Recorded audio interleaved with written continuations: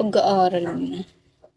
Kasi guys, hindi naman, naiintindihan ko siya, sinabi niya na isang araw lang. Pero kasi yung sinasabi niyang isang araw, magbabayad ako nun kapag hindi ako nakapag-duty. Sana yun yung kinalawak ng utak ng mga tao. Hindi agad sila nagbibigay ng...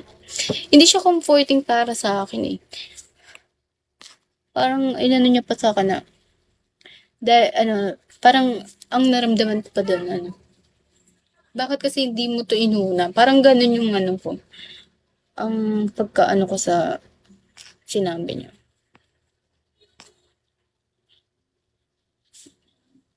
Rich meal, thank you. Naime, yeah, sure, Fox. Ano tawag dun? Sabi ko, basta I get it naman kung ano talaga. Basta ewan. Pero gusto ko pa rin mag-try. Kahit naririnig ko yung mga kwento nila. So, tatawa kasi last time naginuman kami nila Maxine. Walang summer sa amin. Wala kaming bakasyon. Yung summer namin may pasok. Parang, siya, nire-ready ka niya for, higher grade. Parang ganun.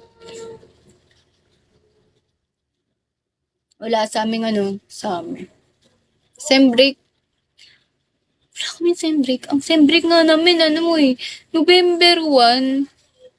Hindi. Kailan ba yun? Basta yung, November 2. Yung hanggang November 2. Basta meron yun nakalimutan ko yung date College na ako. Sabi nila, third trimester. Hanggang daw. Hanggang, basta trisem daw kami. Tapos, ang tawag lang sa school namin, summer. Narinig niyo ba yan? Nagugulat ako doon. Basta, tawag dun sa namin, basta, summer, kakagulat naman yun. Arman, Christopher, Rodrigo, hello.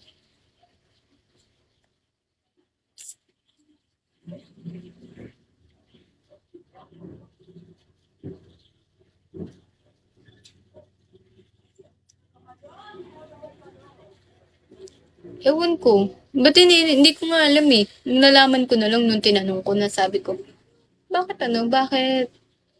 may summer tayo? Tapos sabi nila sa akin, daw yun? Trisem daw kami.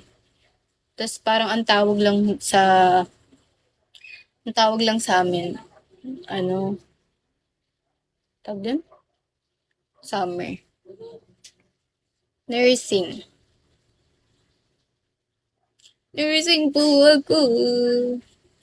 Actually guys, bago ko mag-live, nag-aral nga muna ako kasi nga gusto kong ma-recall lahat yung mga inaaral ko.